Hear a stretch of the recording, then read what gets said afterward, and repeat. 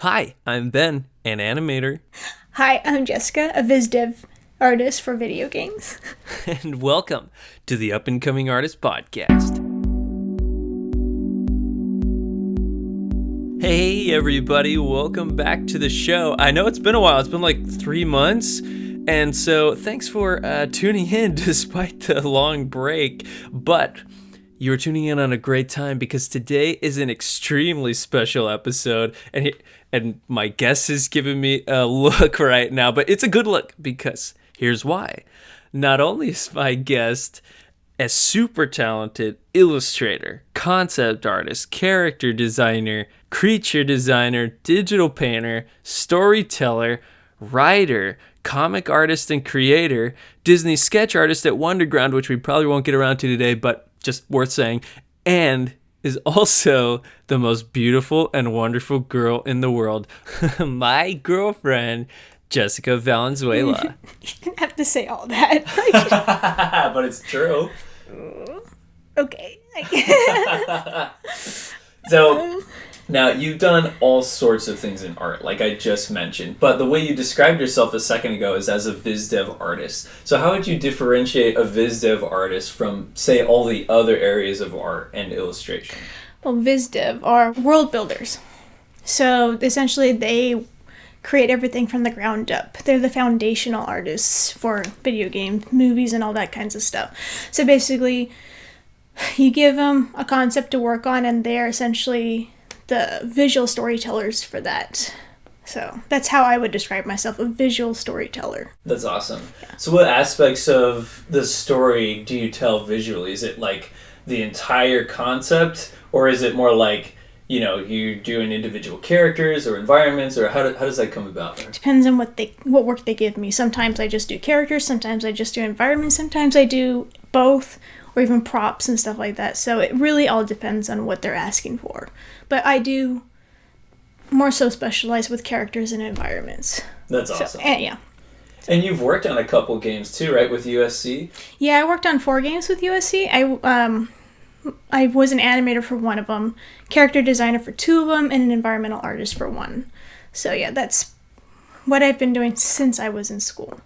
Yeah, that's awesome. Mm-hmm. And we'll talk more about that. But first, we got to back it up to the very beginning. So, as I mentioned at the top, Jessica is my incredible, amazing girlfriend. She's beautiful. She's blushing right now, which is super cute. But one thing we've talked about, but I want everyone on the podcast to hear about, is how you got started in art at all. Let's see. I've been drawing ever since I was little. I think I came out of the womb already drawing. Pretty much. Yeah. Your mom just accidentally swallowed one and it just came out with you. Apparently so. I would not doubt that whatsoever. But yeah, I've been drawing ever since I was a little kid. But when I got to college, actually, even in high school, I was working more in film. And then I started deviating from film when I got to college, especially when I started taking art history classes. And then I realized, I think I actually want to be the artist and not the filmmaker. So that's where I really started to hone in on where I fit in the art world. And so I really didn't get started on my art career until I got to Fullerton from Long Beach City College. So Long Beach was just my general ed and really the core classes, the foundational classes. And then when I got to Fullerton, that's when I really started focusing. So now I know exactly where I belong. Yeah, that's awesome. Yeah. You brought up something in there that I think is pretty interesting to talk about, and that's that film is kind of what got you interested in art. So what aspects of film drew you to it? I really liked the behind the scenes. I loved the movies, a lot, but what really got me fascinated was what went into it. And mostly, like I said, when I started with film, it was how they filmed shots and stuff like that. And I think what really got me into it was the storyboards Steven Spielberg would do. And they would just be, these little stick figures are very, obscure figures, especially for Indiana Jones. That's where I first started seeing storyboards, was with Indiana Jones. And then I started looking more at the Disney films and how they did their storyboards and how they did their art and their art processes. And then I started getting into video games more. And then I started delving into how they made video games and where it started with the artists and all the concepts. So then I realized, I'm more fascinated with how video games are made than I am with movies. So that's where I started figuring out that I fit with visual development, specifically for video games. So. Yeah. And now, this is something we've definitely talked about. Because for anyone who's actually knows me and listens to this podcast, they know that my video game knowledge is very, very thin. And thankfully, my beautiful girlfriend sitting across from me right now has helped me out a lot with that. So I know the answer to this, but what video games drew you from film to really get into games? Metal Gear Solid 4. Yeah. I wrote my notes, cough, cough, Metal Gear. I mean, it's obvious. I have a tattoo for Metal Gear Solid. So it's, yeah. Metal Gear Solid 4 was what really got me into games, and that was really my first major mainstream game, alongside Resident Evil 4 and all that kinds of things. But I was really in love with Hideo Kojima's storytelling, and then Yoji Shinkawa's art style, and I realized, oh my god, I want to be like these guys.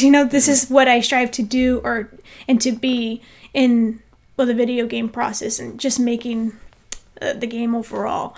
So those two are definitely my inspirations and what led me to video games, because it was just so fascinating, and it's definitely the future, of entertainment. It already is outpacing the movie industry, and I mean, look at it now, it's everywhere. Yeah. So yeah, we'll talk more about this later, but just think of you as a visual storyteller, and looking at video games now and the kinds of stories that are being told. We were talking about this yesterday, versus the kinds of stories that are being told in movies. Like, there's so many more interesting and independent ideas being done in video games right now. Yes, I think they're not afraid to take risks compared to the movie industry, and you can see that some of the greatest stories took risks. Like obviously the Metal Gear Solid series, it's totally pseudo-war, pseudo-reality, but it works.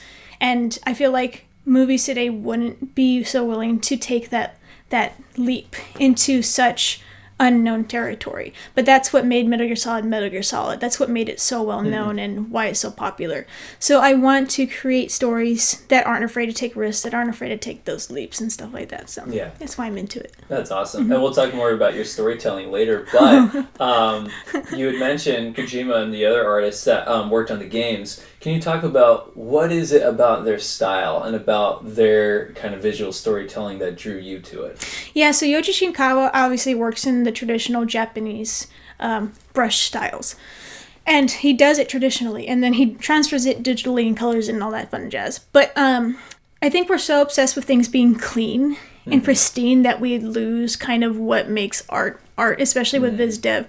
So having that loose brush strokes and how it essentially alludes to where the figure is and all that stuff, I thought made it super amazing and special and so different from a lot of the things that I've seen. Because like I said, you see a lot of things that look clean and pristine, and it looks nice. No, don't get me wrong in that, but there's just an extra added touch with that looseness, and that you can tell exactly what everything is regardless of how loose it is. So what I do now is I basically mix Western style with Yoji Shinkawa's brush, the Japanese style essentially. And I feel like it gives it a new look. I want to introduce more of the art style to the Western world with video games, while also maintaining some of the aspects of Western style art. So to kind of add my own little touch to it, as well as my inspirations. Yeah, so, that's awesome. Now he was working mostly with like kind of ink brush style, right? Yes, he works with traditional brush sets, and he's super good at it. I've seen videos of him just knocking it out on paper without putting any undersketch or anything like that. He just knows exactly what to do. And although I'm not there, I completely appreciate what he's able to do, and it just brings just this nice touch to it that you don't see in everyday art, especially in Viz Dev. Yeah. So. That's awesome. Yeah, and I think it was cool, like, you've shown me his work before, just, like, with that ink kind of Eastern style, like, there's this implied line, as well as the kind of thick and thin line. So that's kind of, like, just kind of from a technical standpoint, kind of some of the stuff that he specializes in. Yeah. But what about, you were talking about, you want to bring in kind of some Western kind of style in as well. What would that be? Oh, the 3/4 views, the cell shading or whatnot kind of thing. It's just more like everything is more defined, obviously more realistic in proportions and stuff like that. It draws more towards reality, but it also just depends on what game. I'm talking about like things like the Call of Duty games or God of War, that kind of stuff, where it still delves in reality, and the art reflects that. Whereas with Yoji Shinkawa's art, obviously he draws in a realistic manner, but it still has that nice rough and loose touch to it. So, like I said before, you can definitely tell where everything lies and where everything sits, but it's drawn in a different way. It's definitely Eastern versus Western. So, yeah. That's awesome. So you were talking about, at the beginning, specializing in characters. So how did those kinds of styles, like Western style and kind of this Eastern style, play into how you design characters and go about that? Well, when it comes to designing characters, I tend to stick to the way that we do it here in the West, but my line work and how I color will be more towards what Yoji Shinkawa does. So I'll keep everything loose. I even use painterly strokes to bring out those where the weight is and all that kinds of stuff. So yeah, that way I'm taking influence from both sides, but I'm making it my own. So that's where I bring everything in. That's awesome. Yeah, that's super cool. I think what you're hitting on now is something that I really want to talk about in this podcast, and that is that as a visual concept artist, you've had to work in like a plethora of different styles. So like I was looking at your work last night and you're doing the line work for your characters. I've seen your work at Disney, which we'll talk about in a little bit. But that's all entirely line. Like there's even hatching in there and things like that. Versus some of the illustration that you're doing. So as you kind of mentioned school already, you're in your last semester right now, which is super exciting. Yeah. Yeah. About time. Yeah. But some of the work you've been doing over there is a lot more painterly, and it's very like rendered. So when you're going about kind of creating your own characters, like you're just talking about, how do you decide like, okay, well, I'm definitely going to go with this style, or this one I'm going to render out a bit more? Okay, so my illustrations are different from my Viz Dev work. I definitely work in a set style with illustration, and that comes from basically being taught everything I know by a certain professor. Shout out. Cliff Cramp. Yep. Shout out. Yeah, because I went from animation straight into illustration without having that foundational work. So everything I know essentially is from him. And I really love seeing brush strokes, seeing the roughness in that paint. Even with digital art, you can definitely pull off that style without making everything look so clean. I really don't like cleanness. I feel like it looks just too rendered. I really like to see, like I said before, those paint strokes and where everything lies. I don't mind things being rough because I feel like it brings a certain painterly quality, which is what I strive for in my work. And I just like seeing every stroke. I don't think there's any way else that I can say it. There's something just so appealing to see that, rather than something that's so pristine and clean that it doesn't feel...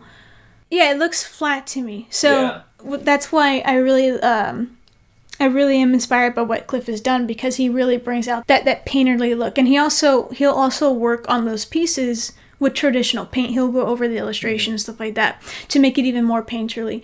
I can't do that. I work digitally when it comes to that. But my illustration does differ from my character design or anything I do with the Viz Dev work. With the Viz Dev work, it's basically just flat color and just to get the point across where everything lies. But the line work for my Viz Dev is what's supposed to shine, and also the details and stuff like that. Versus, like I said, my illustrations which is supposed to be rough and to show those paint strokes and stuff like that. So yeah.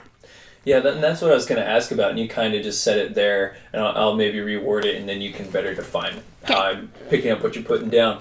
But, so the difference between your Viz Dev and your illustration is kind of what you're communicating and who you're communicating to, potentially, right? So, for example, you're just saying, like your Viz Dev, you want it to be clean and the line work to stand out, because for video games, you're pitching to an art director, basically. Like, hey, this is what I want. This is the clearness of my idea.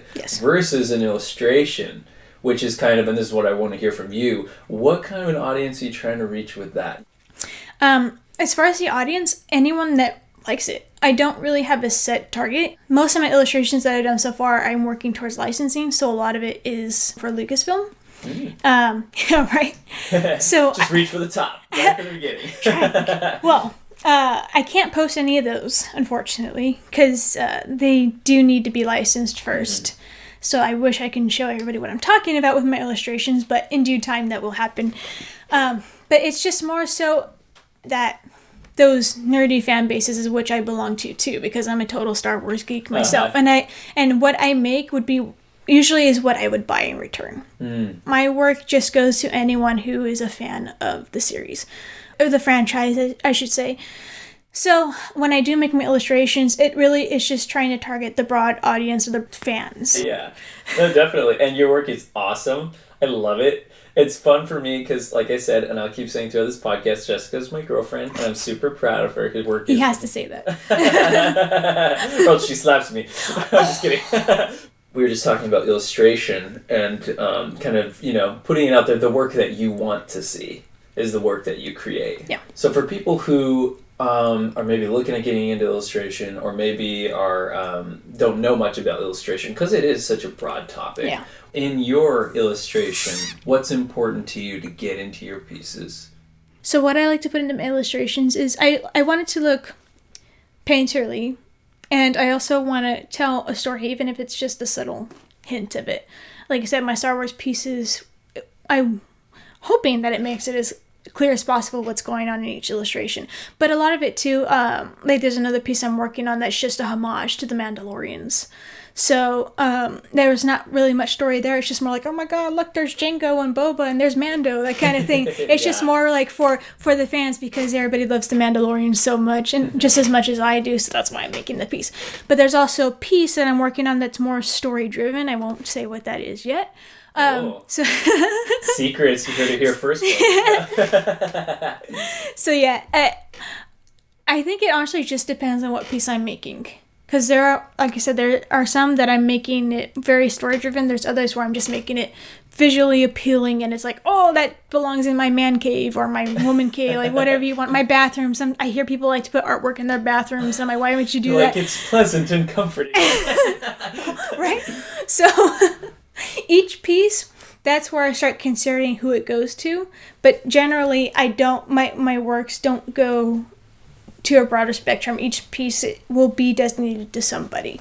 So like I said, that Mando piece is going to all the Star Wars fans that love the Mandalorians. So yeah, and then the Kylo Ren piece I worked on is also for Star Wars fans, especially since Kylo Ren was my favorite character in the new series. New ones, yeah, I won't say much about the new series, but yeah, that was the consistency for me in those movies. So yeah. Now, yeah, just thinking about, because you want to put storytelling into all your pieces, which you totally do, and I hope that people get to see those pieces very soon. What are the kinds of stories you like to tell in your illustration?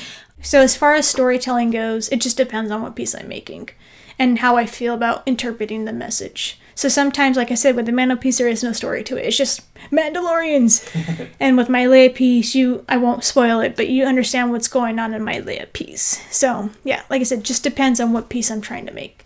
And the one I am making, and will not say what is going on in it, it's very apparent what the story is. So yeah, like I said, it just depends piece by piece. Yeah. Yes. So there's not like a through line. You would say like a lot of my pieces are telling this kind of a story. No, it's just whatever piece I'm making, it's gonna, yes. It has its own interpretation. Yes. She's a woman of mysteries. That's why I love her so much. So with each individual piece, you like to tell its own story. But what about as far as technically an illustration? Are there certain things you always like to put in, like warm and cool colors, or that sort of thing? So this is directly from Cliff. I love to put textures in my stuff. A lot of textures. I will find,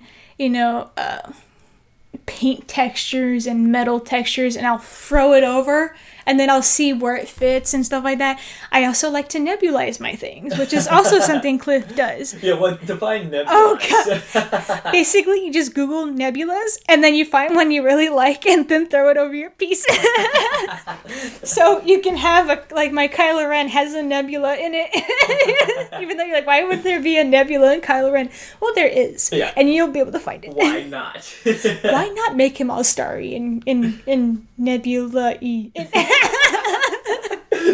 That's awesome. And so what you're talking about, for everyone listening who isn't as familiar with illustration, is digital illustration, in which you are taking images that you can pull from online or that you take yourself and place them in your image in a way in which you are manipulating it or painting over it to give your piece a little bit more like texture or interest.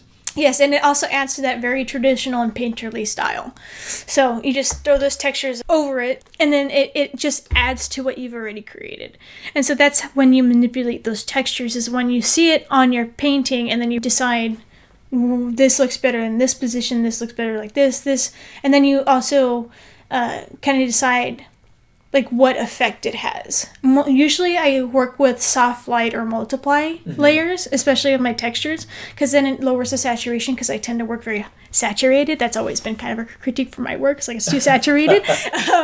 So yeah, that's what definitely helps. It brings out those little fixes that sometimes my artwork needs, and then I work from there. Yeah, and what you're talking about for everyone listening is like Photoshop effects, right? Yes. Yeah. So yeah, and it gives me that nice grittiness to it that I like. It doesn't make it look as clean. So yeah. When I first started doing phys dev for video games, I try to make everything as clean as possible. And I started looking at a whole bunch of references online and, examples from different video game companies. I think at the time I was looking at Destiny when I was comparing my work, and I realized that their line work is not clean whatsoever. It's super messy. But that adds to the overall feel. So I wouldn't say that my line work is clean or precise. I would say that I definitely don't worry as much about it, as long as my lines are clear on where everything lays. So that's where kind of that Westernness to my style goes to, is having it a little bit more defined. But once I have that character defined, like say in a 3-quarter pose or something, to show what they look like, just for like an outfit lineup. When I go in for action poses or something more dynamic, that's where I start delving into the Eastern style. Very loose brushwork, at least what I can imitate on Photoshop. Because there's definitely a unique touch to traditional paint work that you cannot replicate in Photoshop.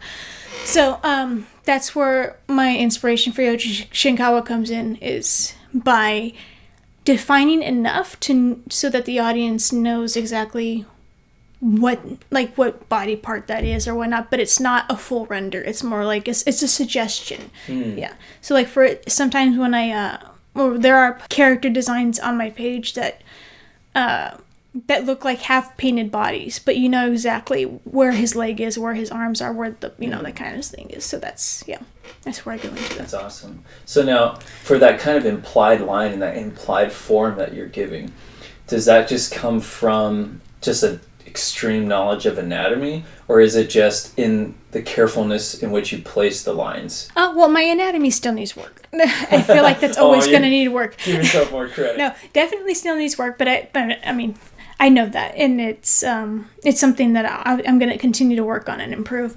But it's just more like, to make up for that, it's just the careful placement of my lines. A lot of times, especially if my person is armored, I'm just going to define those lines where like the heaviest part of the armor is going to be, and not really worry about the rest of it.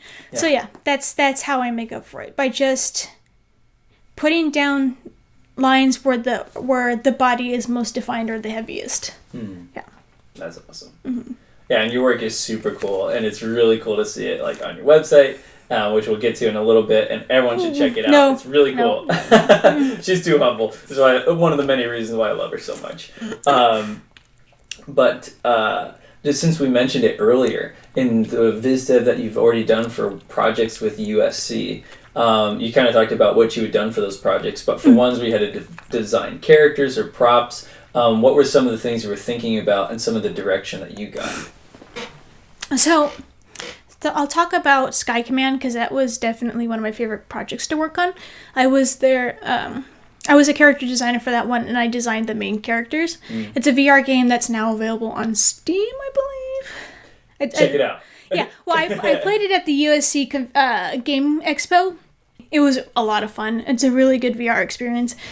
So the team I worked with especially Kat Gray, she was the director of, she's what I went to. And she gave me all the references I needed. She gave me all the direction I needed. She would tell me, oh, I want it to be, it's post-apocalyptic and junky. So can you give me a combination of that? I'm like, cool, I can work with that. And then obviously I would send her, pages of, different props, like say the helmets were by themselves and kind of thing, because, everything on it, especially the helmet, was the defining feature of the character. And she would give me feedback on that. And so basically I would take the critique that she would give me on what to fix or what she liked the most or what she would like to see more. I'd go back and look at more references, because everything relies on references. You cannot do this work without references. You need inspiration from everything that you can. So that's what I would do. She would give me a critique, and then I would go back, re-reference everything to kind of get a closer to the ideal look that they were looking for. Then, send it to them again. They'd give me more feedback. Sometimes it'd be different, or they would want to try a different route. Then I'd be like, okay, got to go back to the drawing board. Would go look at more references, just constant reference. Oh, there's always references. There's never not going to be references. But that's what makes the characters so good, is that you're able to draw from not only all the artists, but real life. You can't do that without looking at those examples and getting inspiration from all that. So I think that's what made it so successful. Not only at the time I was still very, very new to Viz Dev, so I really did try my best. Well, and if it's a game on Steam, you obviously did a very good job. Well, it wasn't just my work. It was collectively the entire team that made the game what it is. So yeah, that's essentially what I have to work with. A lot of communication, a lot of references. I can't even stress enough how much reference you're going to be looking at. It's just, yeah. It's a very, very, I wouldn't say tedious. It's just a lot to go through, and that's part of the process. That's also why I like it so much. It's just that work. Mm-hmm. So yeah. Yeah, I was just looking at your work yesterday, and it's amazing. But one thing, and like you were just talking about, reference is really the key in gathering those things. Mm-hmm. So when you're playing a game like that, or when you're designing a game like that, is it the directors, the art directors giving you ideas for that reference, or are they just kind of pitching you like, hey, here's what we're kind of thinking, and then it's up to you to go into what your inspirations are? Right. It's both, because Kat gave me a link to her Pinterest, and so I got an idea of what she wanted from what she had saved on her board. Then from there I would go look for my own references to kind of match it, but also build upon what the foundation that she already gave me. So like I said, it's a bit of both. You have to do your own research, but they're also gonna, if they're a good art director, they're gonna give you something to work off of. Mm-hmm. Yeah, and there's a reason they're coming to you, right? Because they respect you and kind of your artistic eye as well. Yeah, and that's what makes games successful, is by having trust in your artists to do the job that you hired them to do. Because if you don't, then what's the point in hiring the artist? You know what I mean? Yeah, you have to allow artistic freedom while also giving them a guideline to stay on. Mm-hmm. So yeah, it's a combination of both. You don't want them running amok and doing whatever they want, I should say. Mm-hmm. But you also don't want to restrict them to the point where they cannot do their job properly, which is what I also had to deal with in one of the games I won't mention. I won't talk bad about it, but I also had not so pleasant of an experience where I wasn't able to successfully make something. No, yeah, but I get what you're saying. Like, without that clear direction, you're not able to give everything that you can give it and everything that they want, because they're not giving you what they want. Well, it wasn't just that they weren't giving me what they wanted. They didn't really know what they wanted. Mm-hmm. And then when I tried to give them what they wanted, I was restricted artistically. Mm-hmm. Let's just say that. So I wasn't able to really work at my full potential because of not only the restrictions, but the lack of communication and lack of vision and direction. So yeah, it goes both ways. So I've had a really good experience where it all worked, and I had not so great of experience where it was the complete opposite and I wasn't able to be at my full potential for the project. Yeah. And I think that's what's cool to me about you jumping in there and doing those projects, because for everyone listening, Jessica and I went to the same school, but we never met each other, which was super sad. But because I would see those USC projects coming through, and then like I would be talking to professors and people who were like helping students get into those and involved in those, but I never joined them. And so I think it's cool for me that you, before even graduating from school, have gotten those experiences of good art direction and bad art direction, and those games that are totally out there, like on Steam, like you're talking about. That you have design work in. So you have that experience already, which I think is super rad. Yeah, putting yourself out there is, I think, something hard to do. And I think, and you can correct me on this, that's kind of what you have to do as a visual development artist. Yes. Yeah. My best recommendation is don't wait till you get out of college to do those things. That's what college is there for. Not only is it obviously to learn and hone your skills, but it's also to make friends and connections, because the people you're sitting beside in classrooms are the people you're going to be working with in the industry. And you never know when you need to scratch someone's back or someone needs to scratch your back, kind of thing. But it's also giving you the necessary experience and life skills that you are definitely going to be facing in the real world. Working on those games has definitely given me an idea of what I'm going to be facing when I finally do work for, a legitimate video game company or whatever company. I won't just limit myself to video games. I'm really open to anything. It's just that my focus is video games, but that doesn't mean, what I do is only for video games. Mm-hmm. But if you can work together and you can communicate effectively, if you can do good work on those games, obviously with other students, then you'll definitely have a leg up when you get out there with the industry professionals. Mm-hmm. So I feel like that has helped me a lot in seeing what I'm going to be enduring when I finally get out of school. That's so, awesome. Mm-hmm. That's super cool.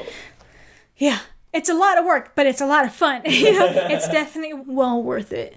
Yeah. So yeah. That's awesome. Mm-hmm. And now that you have worked on a bunch of different games, and you've been inspired by Metal Gear and many other games that we talked about before, are there specific games or even like kinds of games that you'd want to work in? Or is it just more like general? Honestly, I don't mind working on any kind of game because I feel like having that variety, it would be fun. But I am definitely geared towards horror. I love horror games. Yeah. Horror, war, action games and stuff like that. But I'm open to anything. Mm-hmm. It just would be super awesome if I can get with a video game company that specializes in those games specifically. Mm-hmm. So yeah, it'd be like an honor to work with Hideo Kojima, you know what I mean? And work on the games that he does, because he's my kind of weird. I totally am down to work on games like that too. Well, and just being one of your inspirations. I mean, really, the inspiration that got you into what you want to do. Like, what a cool opportunity that would be. Yes, and now that he has his own company, I'm like, that might be something I want to look into. Yeah. So, yeah. Yeah, that's awesome. And that's what's cool about having you on the podcast, is because as we see your work now, we get to see where you go into the future. And I think that's what I love to do with artists, and especially because, you're my girlfriend, and I get to keep up with your art and get to see it all the time, which is just so cool.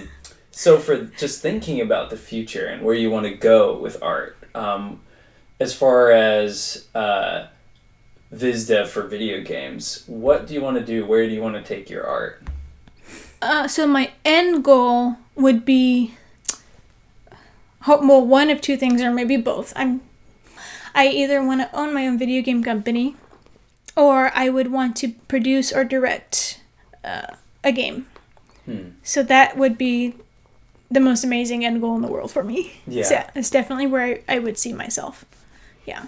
Now, as far as like producing and directing goes, what aspects of it, because we kind of talked about this with film as well, what aspects of it draw you to it beyond just directing the art? I think being there, laying down the foundation and the groundwork to create this world, that eventually that the world is going to be able to experience, and being able to kind of like direct people on where we're going visually or in story wise, and how everything's going to look. That I think is the most fun out of the creative process, because you're there before anything is ever created, and then you're there when it's all created. So you're there from point A to point B, And I think just seeing it evolve and transform and seeing everyone's vision and take on it all coming together, that's what makes me want to direct the games, or direct at least the art, become an art director or whatnot, is seeing just everything come together and as a whole, you know. So yeah, that's awesome. Yeah, and knowing you personally and how great at decisions you are and how great you are at getting that art across and the characters that you want to create, as well as the stories that you can tell. And you told me, and I can't wait till people get to read those and see those. But there's also that aspect, like you were talking about at the beginning, that you're a visual storyteller. So, not to get too into your stories, because obviously I don't want to get it spoiled, but the kinds of stories you like to tell. As far as the stories I would like to tell, I want them to be in-depth. I would want people to think, and I would want to have some level of mystery and interpretation.